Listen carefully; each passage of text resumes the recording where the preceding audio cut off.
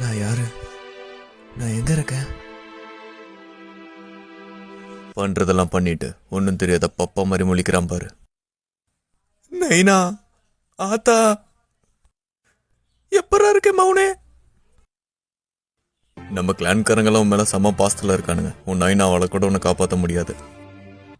யாரா அந்த பையன்? நான் தான் அந்த பையன். எனக்காண்டிதான் காத்து நின்றோம். வணக்கண்டா மாப்பிள்ள. சொர்க்கத்திலேயாவது கொஞ்சம் சிரிங்களேண்டா. மச்சான், இவன் நம்மளை மட்ட பண்ணனால தானே கல்யாண நாள். அங்காளி எப்படி இருக்க? ஆசையா மல்லிப்பூ எல்லாம் வாங்கிட்டு வந்தேன்.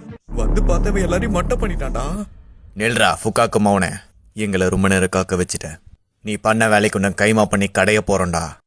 நீ ஏறி ஆடிட்டாச்சி, இது நம்ம காலம்.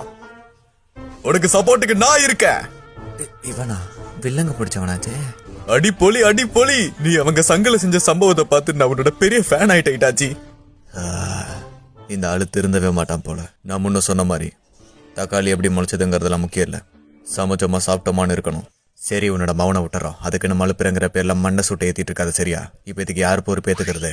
அடச்ச, அந்த சனிய சாஸ்கே கையிலையா நான் சாகணும். அந்த உச்சிக்காகலான சேர்ந்தவனுக்கு மட்டும் என்கிட்ட கிடைச்சானுங்க, கும்மு கும்முன்னு கும்மி கண்டம் துட்டமா வெட்டி களைச்சு போட்டுருவேன்.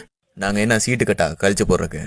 ஆமா, மல்லிப்பூ இவர் கொடுத்துட்டா அல்வாவி சேர்த்து கொடுத்துரு. அதெல்லாம் மாமா வாங்கிப்பாரு. இல்ல